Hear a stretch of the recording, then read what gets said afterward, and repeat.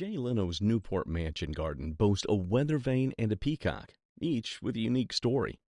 Jay Leno's Newport Mansion features luxurious comforts inside and intriguing elements outside. In the garden, the appraiser and guest discuss an antique weather vane. The guest is curious about the weather vane's origins and admits they haven't examined it closely. The appraiser suspects the weather vane is not a 19th century piece, but a custom-made item from the early 2000s. Weather vanes with mermaid forms, like this one, typically cost between $15,000 and $25,000 when fabricated. I mean, that's always a nice sign for the quality of a weather vane, but I would say probably in the $15,000 to $25,000 range to buy it new. Right. If you had to have it fabricated. The guest then points out a peacock in the garden, sharing its intriguing story. The peacock was originally purchased in 1947 by a previous owner and placed in the garden. During the hurricane, it was swept out to sea and was presumed lost.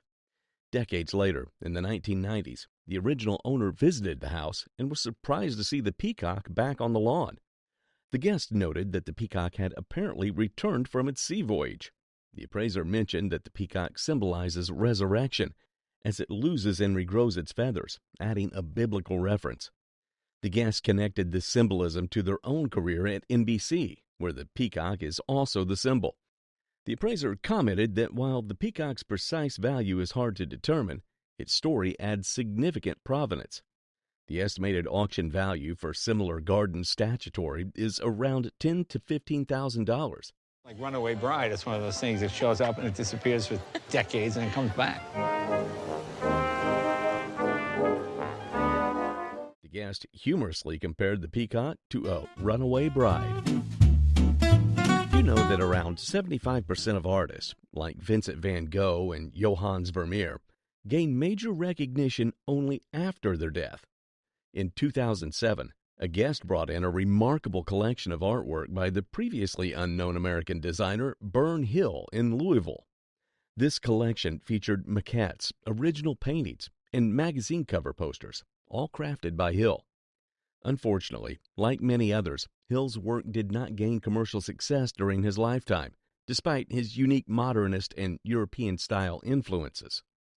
The posters were initially believed to be around anywhere from between $1,200 to $2,200 each. I'm going to go with the upper end of what you think to be the estimate and estimate them at $2,000 a piece. The appraiser also estimated the other pieces to be 1950s, most of them.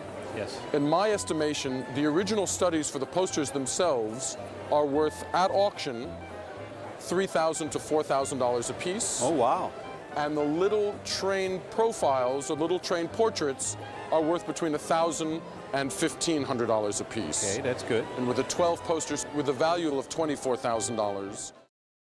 Shockingly, the guest had acquired the posters for just $1 each and the original piece for $500. A follow-up interview with the appraiser revealed $1 a piece is a good, if you're buying them for $1 and selling them for $2,000, you're doing all right. I think I'll do fine. These designs were so extraordinary. It was one of those, I can't believe I don't know that these exist moments, and I was so excited to see them, and they were great. And in regards to the original artworks, he stated, We offered some of the posters for sale. They did incredibly well, selling for thousands of dollars, they deserved to be sold. Presented a historic elevator grill from the Chicago Stock Exchange, originally displayed in their grandfather's basement. Salvaged in the 1960s by art students from the Illinois Institute of Technology, this piece was part of the demolition of Adler and Sullivan's buildings. Created in 1894, it showcases late 19th century interior architecture with an intricate bronze design of orbs and ovals.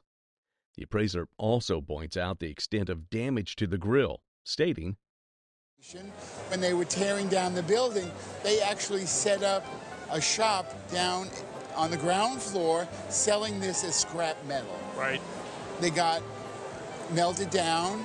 Also, if you look at it closely, even though it's overall very busy design, you see lots of these are missing. So you see they're missing here. It was originally part of a 12-foot-long elevator bank, now fragmented into smaller sections. Despite its condition, the grill is a rare artifact, with few surviving examples due to its rough treatment.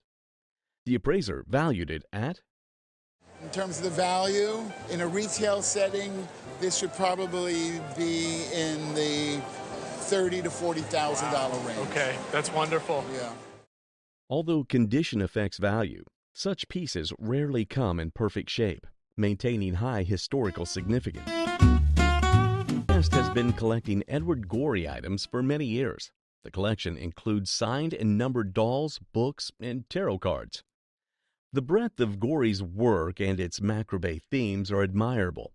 The guest owns a hand-designed Gorey doll named Fig Bash and a Bah Humbug doll. And here we have Edward Gorey's trademark signature, where he invariably crosses out his name and then signs underneath the crossed out name. His dolls have become increasingly valuable since his passing.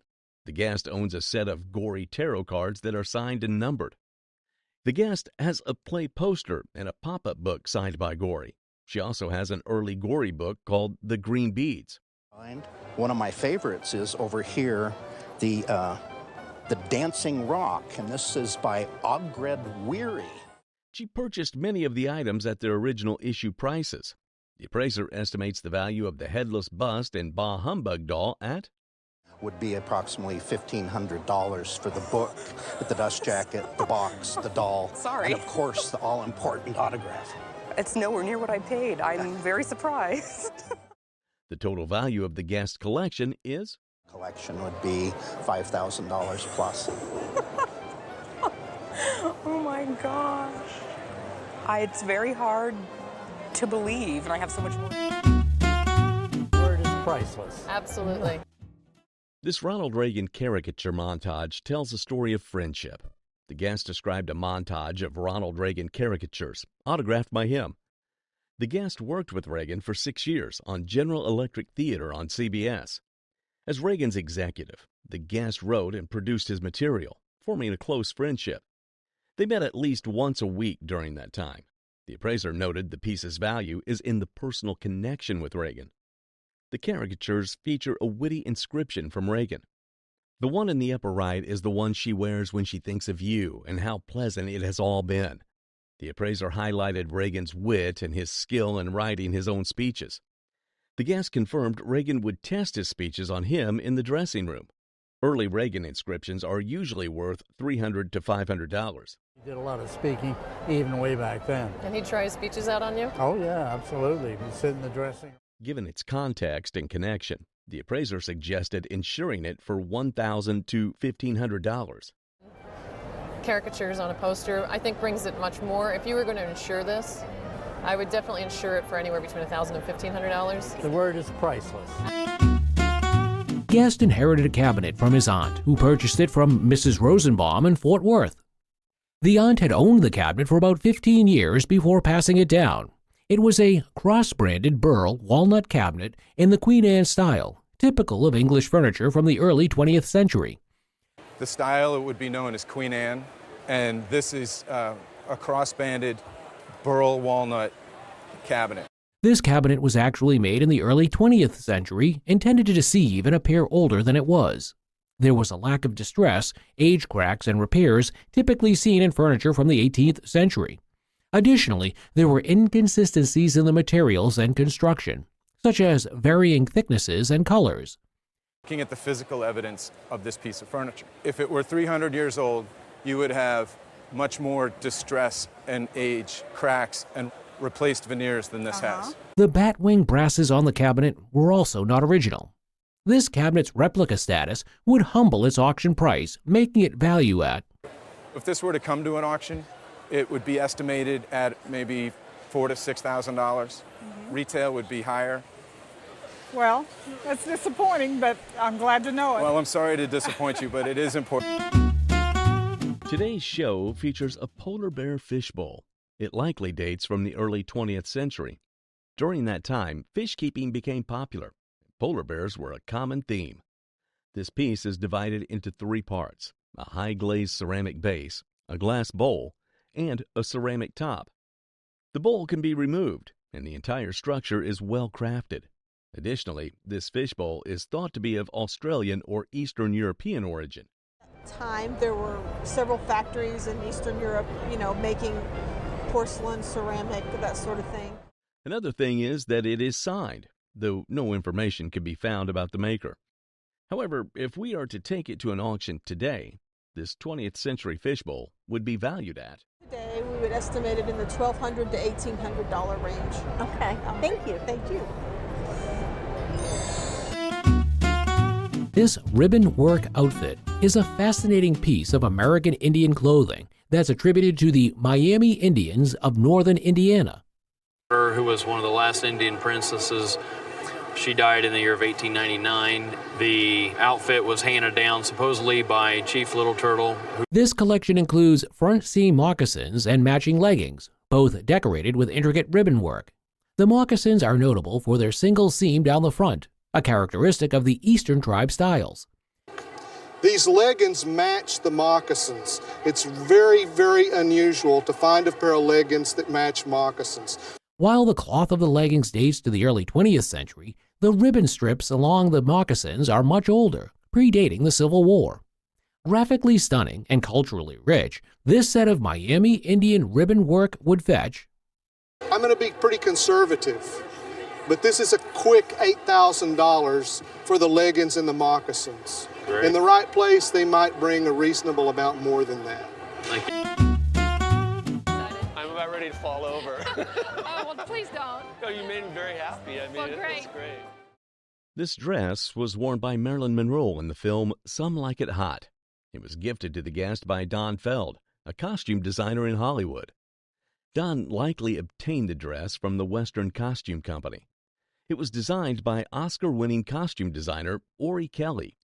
Kelly specialized in creating dresses for Marilyn Monroe. And he would often actually sew her into the dresses to make them fit just right to get that really sexy look. The dress is made of black pot de soie, a material similar to satin. The fringe on the dress adds movement, perfect for Monroe's action roles. Right. Well, this is an iconic dress from an iconic film. Yes. Worn by one of the greatest sex symbols of the 20th century. Marilyn Monroe was actually a very small person. It has labels identifying it as worn by Monroe in Some Like It Hot. The dress is expected to fetch a high price at auction. Somewhere between $150,000 and $250,000. Oh my God. Whoa. I don't want to get you too excited. I'm about ready to fall over. Oh, well, please don't. Oh, you made me very happy. I mean, Well, great. It's great. Its updated price has increased to $400,000 to $600,000. This Rufino Tamayo color lithograph was purchased 10 years ago in Houston. Tamayo was a renowned muralist. This color lithograph has never been appraised. Tamayo, born in 1899 and died in 1991, gained fame alongside Diego Rivera and Jose Orozco. He created murals in Mexico City, New York, and Paris. His prints, including this one, were produced in the 1970s and 1980s. And this is pretty typical for a Tamayo print, this size, very large. We would say in the business it has a lot of wall presence. The print is signed and numbered by Tamayo. The original purchase price was $2,500. The print's colors are fugitive and require protection from sunlight. A mysterious beer can tab is lodged in the frame. Tamayo's market has seen a significant increase in recent years. The print is estimated to be worth Value at around $4,000 to $6,000. Yes, sir. Now, a retail price would be roughly double that, or about $8,000 to $10,000. Okay. This is what I... The recent value of the print has increased up to $10,000 to $15,000. Today's highlight is a masterfully carved snuff container. This extraordinary piece has been a family heirloom for generations, originally belonging to the guest husband's great-great-granduncle. Well, this was probably not made by your great-uncle. Who do you think may have made it? We were told Eskimos made it. Eskimo for sure. Alaskan Eskimo. Okay, yeah, that's what we were told. The origins of this piece can be linked to the Alaskan Eskimo people. A seal's face is intricately carved on the front of this piece, holding deep cultural meaning for the Eskimos. The image is of a seal, and that very likely is what the hunter was looking for. And in a curious twist of fate, the seal's energy or inner powers are helping the hunter find the seal. On the back of this piece, a second face is carved, representing the seal's inner essence. Interestingly enough, this snuff container also had a secondary use as a finger mask. There were very, very tiny holes all around the periphery of the head, and there would be little feathers attached into the head. And so when this was held, the feathers would flutter, and it would have a very, very animated effect. Dating back to around 1850, this piece is an early example, skillfully made from a specially selected northern cedar. This is a particularly useful wood in a very, very damp climate. It resists moisture, resists cracking. It's light yet durable. We can open this and see the cavity that actually contained that. Opening it up reveals the hollowed-out space where the snuff was stored. Due to its rarity and desirability, this piece would command an auction price of... It's a very, very rare piece and be very, very desirable. I think readily on a retail market about $8,500, $8,500. Really? It's a very desirable object. Wow. Beautifully carved. Guest shares that they brought a clock inherited from their grandfather, who had a collection of clocks. Our guest knows little about it, except that it's a Willard from Boston Regulator. The appraiser explains that Aaron Willard, part of America's most famous clock-making family, made this clock. Despite being overshadowed by his more famous brother, Simon Willard, the appraiser highlights the remarkable production volume of the Willard family with Simon. This particular model is called a tavern clock, and it's one that we see very infrequently. This case is mahogany, and those examples that we have seen in the past all share mahogany cases. This particular clock is identified as a tavern clock, a rare model with a mahogany case and a concave, dish-shaped dial, commonly sold on a commercial basis during the 1820s. The appraiser notes the clock's high-quality movement, designed to run for 8 days on a single wind. Our guest estimates the clock's value to be around $5,000, but the appraiser considers this conservative. The appraiser mentions a condition issue with the signature, which has been strengthened, impacting its value. Despite this, the appraiser estimates the clock's value at... It's probably worth anywhere from $15,000 to $18,000. Really? Wow. If the signature hadn't been touched up or gone over? So that's great. This is a truly exceptional piece of art from a past era. Among the guest grandfather's extensive collection of varied treasures was this outstanding piece. So he actually got a painting, and a big storm happened, and the painting fell off the wall, and this was actually behind it. Whoa, interesting. And what do you... This piece is an engraving by the esteemed Agostino Carracci, based on a painting by Tintoretto. And it was printed and made in 1589. Agostino Carracci was an Italian painter, printmaker, and art theorist.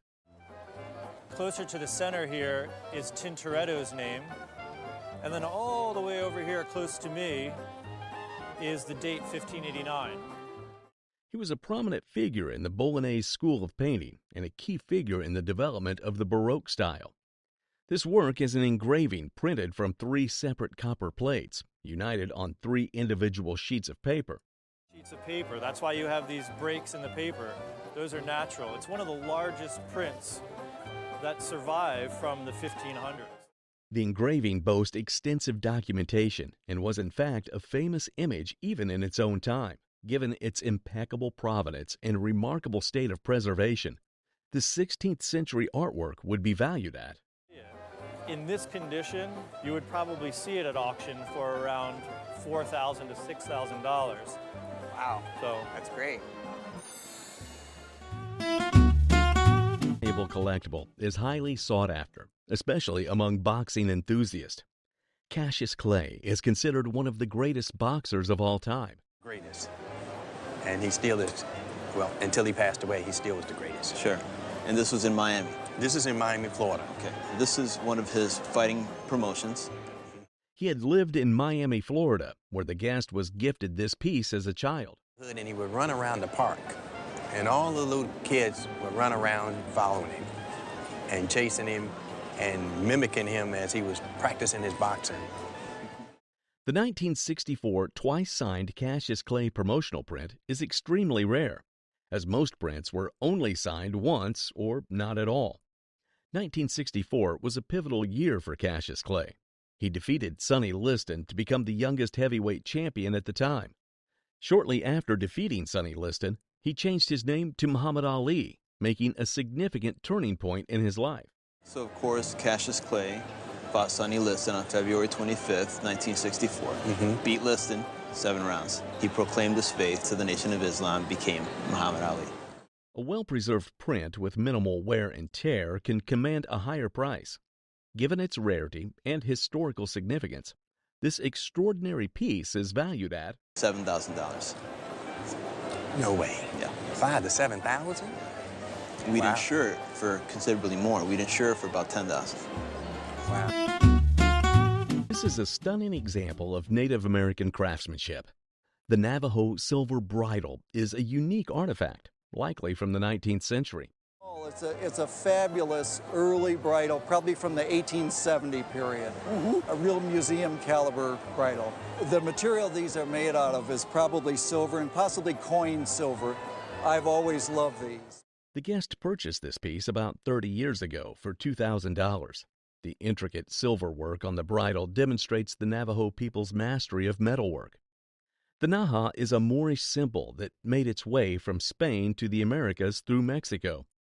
There are photographs of southern Cheyenne using similar rings in their ornaments. This bridle still retains its original leather, adding to its unique character. The bridle may hold ceremonial significance, symbolizing the Navajo people's deep connection to their cultural traditions. This is truly a museum-caliber bridle valued at... They're not collected quite like some of the other things on the market, but I think it would easily bring $10,000 to $15,000 at auction. Wow. Well, great. Well, thank you. Would marvel at the sight of this exquisite instrument. Francis Breton was a renowned French luthier in Paris during the early 19th century. Driven by his passion for becoming a violinist, the guest's great-uncle purchased this piece for $800. This Francis Breton violin was crafted in France around 1830. Violins made before 1850 typically had a baroque or shorter neck. After 1850, the violins were upgraded to produce more volume and a richer sound. The flaming maple on the back is exceptionally tight, showcasing craftsmanship of the highest quality. This beautiful violin is valued between $15,000 to $20,000. Imagine catching a glimpse into the lives of aristocrats during the 18th century. The early 19th century Regency mahogany metamorphic library steps emphasize simplicity and elegance. This piece was bought in an antique shop in Huntsville, Alabama for $1,600. Its ability to transform into a ladder showcases the innovative designs of the Regency era. The emblem on this piece seems to be the work of Thomas Gillow and Gillow & Company. The oak interior provides excellent strength, contributing to its lasting durability.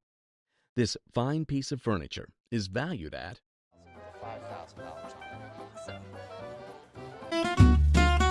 a mesmerizingly beautiful painting is placed before our eyes. The guest identifies the subject of the painting as Aaron Delano, their fifth great-granduncle.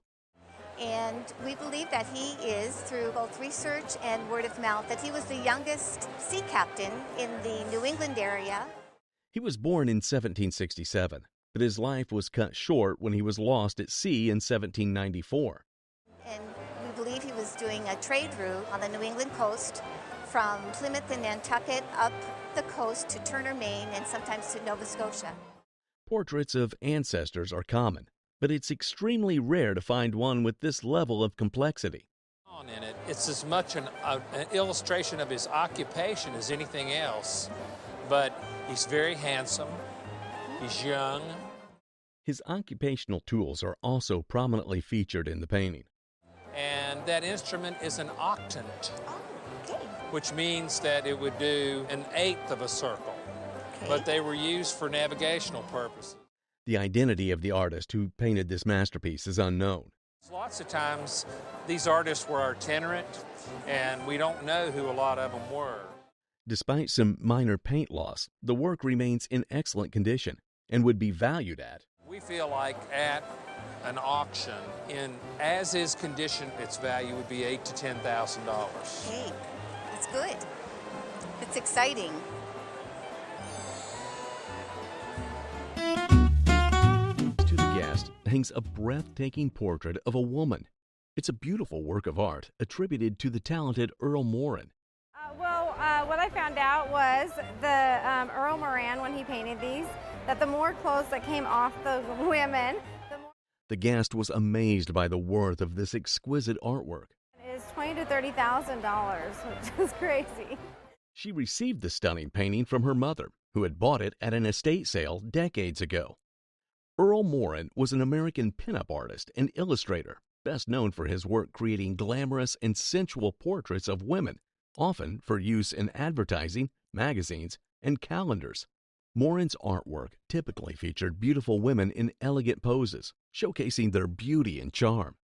Morin's work was widely popular during the 1930s to 1950s, and his artwork continues to be admired and collected by enthusiasts of the pinup art and vintage illustration. The guest was delighted, grateful to have received the painting from her mother. And so, yeah, and I might get her a margarita too.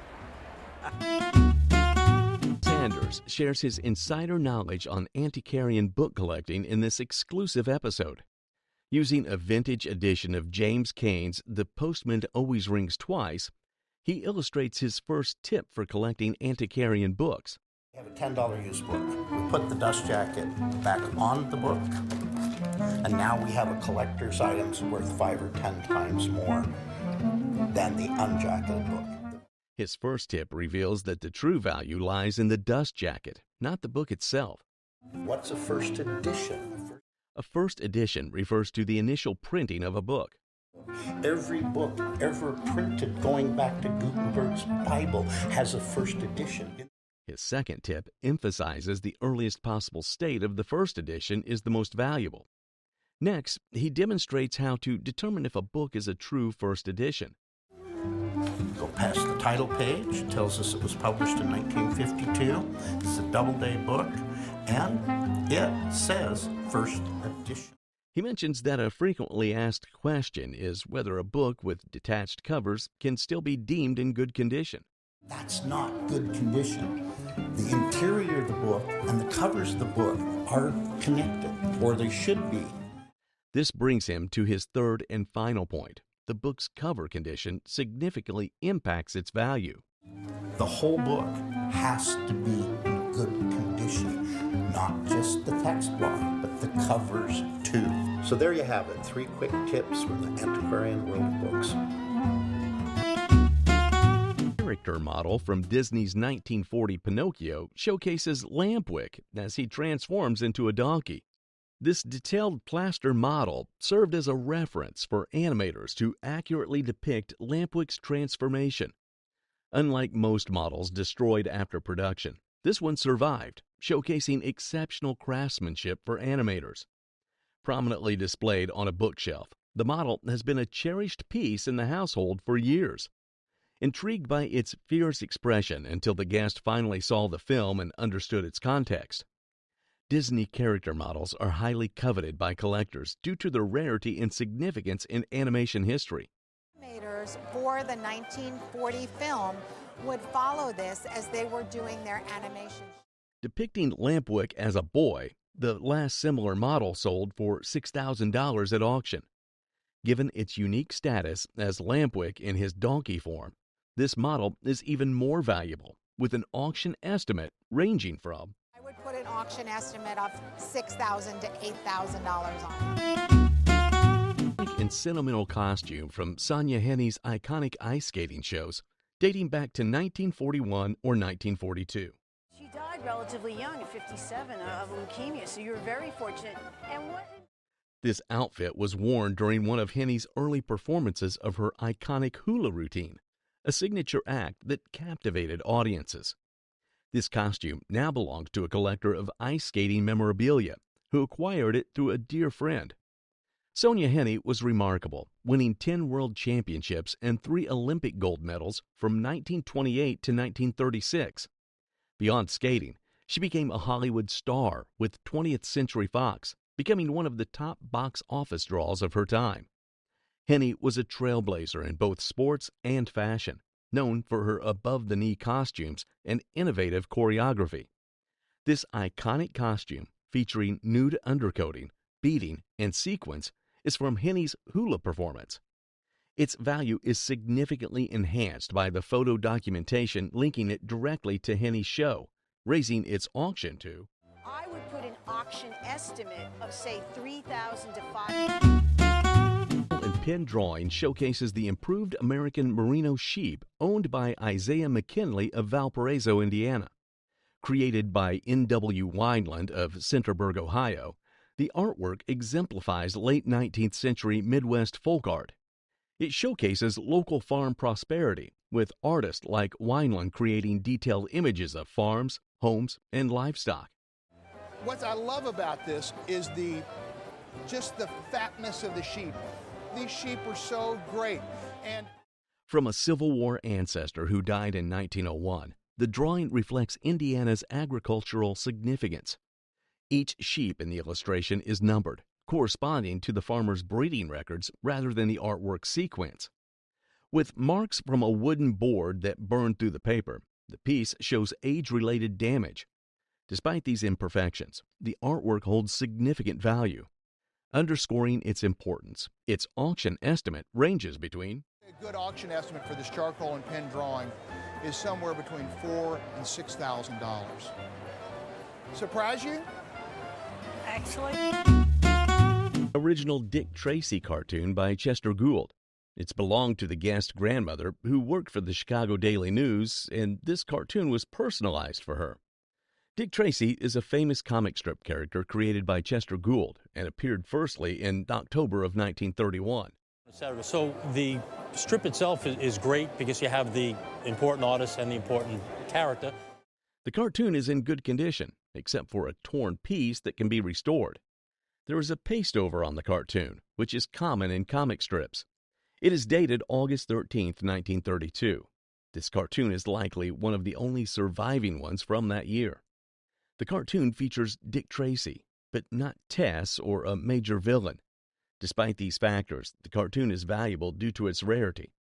The appraiser estimates its auction value at pretty conservatively at $3,000 to $5,000. Oh my goodness. Yeah. Oh, thank you. My goodness, I had no idea.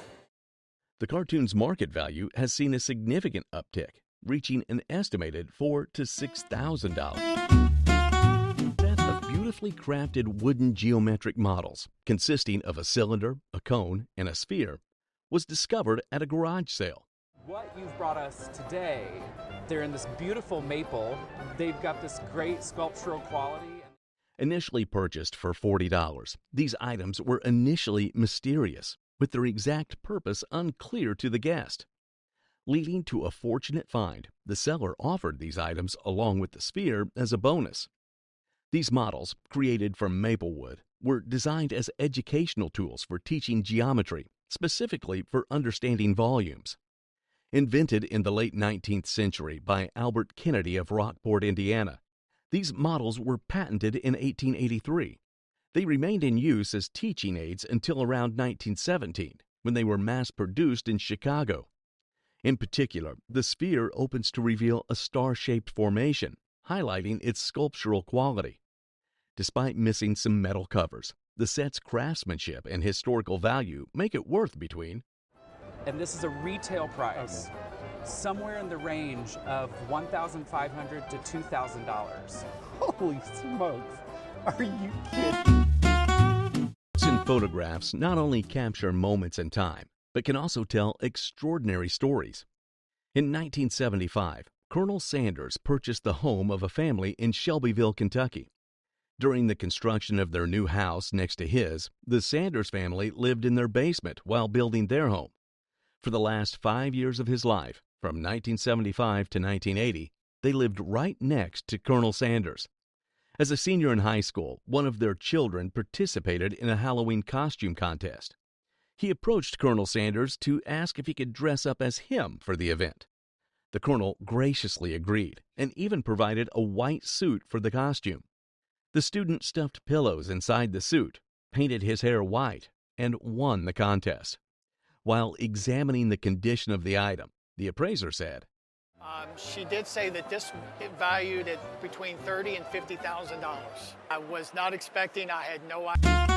39 Chevrolet, traded for a 1964 Gibson ES335, has turned into a classic story of value and nostalgia. The guest traded a 1939 Chevrolet for a guitar in 1971. The previous owner said he bought the guitar new in California. The guest used the guitar for rock and roll and country, especially in the 1970s. Although not used recently, it was played at barn dances back then. The appraiser identified the guitar as a 1964 Gibson ES335. It has a maple body, rosewood fingerboard, and combined solid and hollow body features. Introduced in 1958, the guitar had different pickups over the years. It originally had PAF pickups, which were replaced in 1962. The guitar was used by Chuck Berry, B.B. King, Keith Richards, and gained fame with Eric Clapton in Cream. Clapton's 1964 ES335 sold for over $800,000 recently due to its celebrity link. Yeah, mine too. This guitar came in different color variations. This is a regular sunburst. Also, Eric Clapton's was a cherry red. The guest was amazed by Clapton's guitar price. The appraiser said this 1964 model is also available. The guest had an offer of $1,500 in 1992. Today, it's worth $12,000 to $12,500. Today, this guitar at a retail price would be $12,000 to $12,500. So that was a pretty good deal for trading a that old car's long gone. The distinctive feature of this cup is its huge size. For most people, it is believed the cup is for wine, but it's a punch bowl. Was the squire or the lord, wherever this hunt was, borrowed £5 from my grandfather, and he never gave him the money back. The glass bowl was made in 1865 and was used for making punch. An interesting fact about this bowl is that it has been in the family for over 3 generations. The bowl also rings when it is hit with the thumb to make a humming sound. Its origin can be traced back to the early Englishmen, and the bowl was handmade. Dispensing it, one was to ladle it, but the other way was to do it in a little device that worked on vacuum. You could just hold it up, a toddy lifter. You could lift up the drink. The bowl signifies a part of building relationships, since it was used to bring folks together to drink punch. At a suitable auction, this decorative punch bowl piece would retail at the price of about £200 or £300, I should think. Oh, very nice. Which is not nearly as good as a territorial law book from Montana, published in Virginia City in 1866, stands as a significant piece of the region's history. Despite its disintegrating binding and missing front wrapper, the volume remains largely intact with its rear wrapper. This early Montana Territory book documents the laws that governed its once wild and untamed region. It holds deep historical value, reflecting the law and order of a developing frontier. The book was passed down through family lineage to the guest from the wife's uncle, a lawyer. A lawyer, and his father was a district court judge in Forsyth, Montana. And that's as far back as we can trace it. Despite its weathered appearance, the book is considered monumental in early Montana territorial printing. To preserve it, professional conservation is recommended, and a custom acid-free clamshell box is created. Though the exact value is difficult to determine due to its rarity, the item could fetch upwards of I believe at retail, this item would fetch $10,000 plus. Wow. Cherished family heirloom collection includes a dragonfly brooch and a matching pair of earrings. And the earrings were also passed on to me. Among the heirlooms she received were the earrings her grandmother used to wear. And the earrings earrings were also passed on to me. Your mother got to wear Well, them? my mom doesn't have. In a Spanish wedding photo, her grandmother can be seen sporting these earrings. This brooch was also inherited through family lineage, tracing back to the guest's great-grandmother. Featuring dragonfly wings, this 1900s platinum and gold brooch moves with a delicate flutter. Featuring a detachable pinback, it can be used as both a shoulder brooch and a hair ornament. And you mentioned that your grandmother wore it in her hair. From the period-bridging Edwardian and Art Nouveau design, the dragonfly brooch stands out as a large and significant piece. And they are not replaceable. These are not pieces that were made in duplicate or triplicate. These were one-of-a-kind pieces. These one-of-a-kind pieces, crafted by Spanish jewelers, hold significant value of. This wonderful dragonfly is worth between $20,000 and $25,000. Wow. Exquisite marble carving, acquired by the owner's grandparents in early 20th century China, is a masterful piece of Chinese art. Originally thought to be from the Ming Dynasty, this artifact is actually a masterful work from the Tang Dynasty. Saying, when this came up, I could barely. I could tell. It's fantastic. Showcasing the rippling muscles of its subject, the carving is renowned for its breathtaking detail and precision. Originally in the guest mother's home, the carving was inherited and brought west, previously thought priceless. This artwork showcases the finest quality marble and demonstrates the skill of a master carver. Its chiseled details and sandy patina confirm its great age and authenticity. With similar items occasionally appearing in museums or auctions, the piece is highly sought after. This stunning piece has an estimated auction value ranging between An insurance figure on this would be somewhere between $150,000 and $250,000. Probably toward the high end. I would say around $250,000. Wow. For insurance purposes. Today is a watch made specifically for the Chinese market. In the early 19th century, the town of Fleurier in Switzerland was home to an industry dedicated to producing watches. These watches were sold exclusively to the Chinese market. Typically, such watches feature exquisite floral enamel on the back, but this one is even more special. On the back, there is a beautiful floral enamel design surrounded by pearls. The communists during the Cultural Revolution, and when it was returned, the pearls were gone. How did you get it back after the Cultural Revolution? It was returned to my family, and The front of the watch, pure Swift's craftsmanship, depicts a scene from Greek mythology known as Cupid's Forge. What makes it even more fascinating is that it's an automated scene. Watches like this are highly sought after, and if insured, it would be valued at Of $35,000, perhaps to $40,000. It's quite a nice watch, and you should be very happy that it survived, and I'm delighted to hear the story of the watch. Ever heard of yellow diamonds? Due to their strikingly rare color, they make up less than 5% of all diamonds sold at auction. This guest revealed a pendant gifted to her by her grandmother's second husband. Although the guest had always loved the pendant for its beauty and perfect fit, she wasn't entirely sure of its authenticity. The appraiser had some amazing news for her, stating, Not only is it a diamond, but it's actually an important size for a yellow diamond because it measured over 1 carat. Wow. Yeah. And it's an old European cut, pear-shaped. Furthermore, it was found to be a rare Tiffany & Company piece from around 1918 to 1920. The intricate wirework suggested it was likely designed by Louis Comfort Tiffany himself. The appraiser estimated its value to be Because it has that kind of wonderful wire work. So now we've got to appraise it. It's a tough appraisal because it's rare. $20,000 and up. The guest was astounded by this revelation, especially since she almost didn't bring the pendant. You knew what to pick. Palm pistol, once owned by the great-grandfather of the guest, was discovered in a family toolbox. Initially mistaken for a tool, the firearm was identified only after the guest father intervened during an estate sorting. This late 19th century Chicago Arms palm pistol has a nickel finish and a 7-chamber rotary system. Of them. About 1,000 of them were finished in the blue finish. This has got a nickel finish. Produced between 1895 and 1900, this palm pistol was intended for personal protection. It fires .32 caliber short rim fire ammunition, which is no longer manufactured.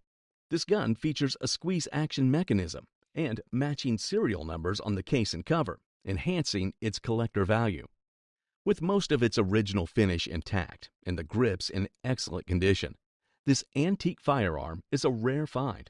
At a gun show, it would likely command a retail price of around A gun like this would retail at a gun show easily $2,000. This is an exquisite piece of jewelry. The guest has owned this Italian shell cameo necklace for over 40 years. She paid $150 for it. Crafted in 1830, the necklace's design reflects the neoclassical style. The pendant is crafted from a shell, intricately carved to depict a delicate portrait. Shell cameo, which is backed with a clear crystal, so it's like an early form of a doublet. Value. This lovely piece is valued at approximately $5,000. By the guest in 1996, carries a significant history. It is a work of art by the artist Grigory Gluckman. Gluckman was renowned for his figure and genre paintings. And he focused mostly on nudes, street scenes, and Parisian nightlife. But throughout his career, nudes were a favorite topic for him. After moving to the United States, his fame grew, largely thanks to representation by the Dalzell Hatfield Gallery. And Hatfield was a very well-known and successful gallery in LA, and they catered to a lot of the celebrities and Hollywood types who lived there. This particular piece was painted on a heavy panel. The panel was a medium highly preferred over canvas by Gluckman. In canvas, he would layer his paint, and so he would paint one layer, let it dry, paint another layer, and so on. The process would take quite a while. It was created during the height of his career, between 1945 and 1960. Due to the increasing collectability of Gluckman's works, this painting, if sold at a gallery today, would be valued at.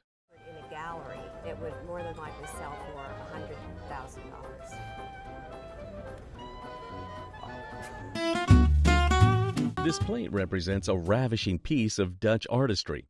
It's called a Delft plate because it is made from earthenware. Earthenware. It's got a white glaze on it, so it looks blue and white. Yes. And it's painted in a really wonderful and spirited way. On the plate is a scene which provides a magnificent view. The scene depicts an oceanic battleground and is believed to be the Battle of Solbay. This battle was between the British and the Dutch and was incredibly fierce. It was essentially over a trade dispute between the two world powers at the time. Because the figures on the boat have harpooned a very unfortunate whale here. Yes. And the whale is spouting water at the top there. A whaling scene in front of a great battle. A close look at the plate reveals that it was crafted in the late 17th century. This kind of plate was likely a prized possession among kings, emperors, and royal families. The famous Dutch artist Van der Velde. Yes, I've heard of him. Yes. Of the Battle of Solbay, which took place off the coast of Southwold in 1672. At a suitable auction, this expertly crafted pottery piece would auction at in the region of $3,000 to $5,000. Good gosh. Made by Marconi Phone. The set was made around the late 1930s, which was around the Second World War. Included with the set is the TV brochure, which shows the features and prowess of the TV. An interesting feature of this TV is its tiny screen and large body. Small rooms. Small rooms, and if you just notice at the bottom, it cost 29 guineas. At the time of its creation, this TV was a significant way to show that one had wealth and status. TV sets like this were displayed in living rooms as a way for families to bond. The set is a fabulous piece that is still in its original quality condition. At a suitable auction, this vintage TV set and brochure combo would sell for figure between £5,000 and £7,000. A magnificent painting is brought to the show. The guest had owned it for 45 years, but had been displaying it incorrectly the entire time. Yes, they were smart, they thought. Should be this way. Should be this way. Yeah, but then the basket isn't sitting on the table. Well, we could argue that one. The key to its proper orientation is found in the placement of the artist's signature, Levi Wells Prentice. This painting is the work of the distinguished artist Levi Wells Prentice, Who was born in the Adirondacks back in around about 1850 or so. Oh, he's New York State. Yeah. The guest acquired this exceptional painting from an art shop on 3rd Avenue. And it had a broken frame, so I put this, quote, terrible frame on it. Levi Wells Prentice was an American still life painter, particularly known for his vibrant and detailed depictions of fruit, vegetables, and flowers. This artist. He's one of these painters who I feel, when you've seen one of his paintings, you'll always recognize other ones. He's got a very distinctive realist style. Prentice's work typically fell into one of two categories: still life compositions or landscape scenes. Well, you did well getting the still life, you see, because they tend to be much more coveted by collectors. Oh. The landscapes he did in the Adirondacks. The Hudson River artist. Yeah. Due to its desirability and Prentice's reputation, this still life piece would be valued at. And at auction, these days, it would fetch probably in the region of $20,000 to $30,000. That's ridiculous. I loved it. I mean, it's such a wonderful, wonderful painting. It deserves a better frame.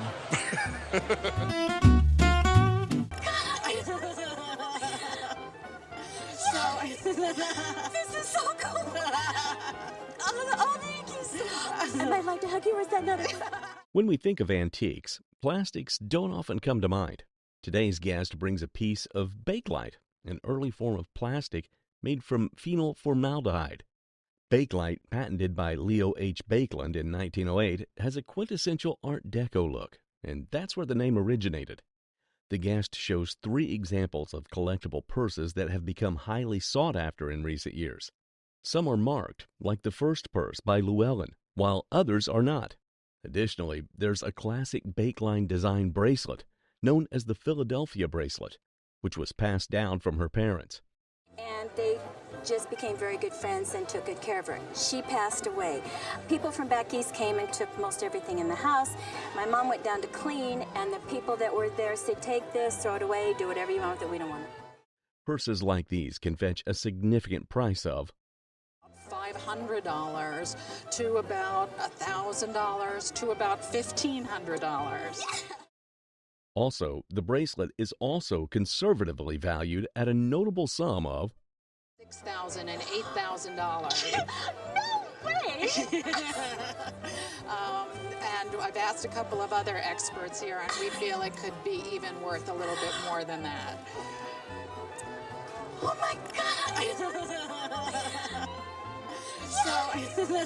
This is so cool.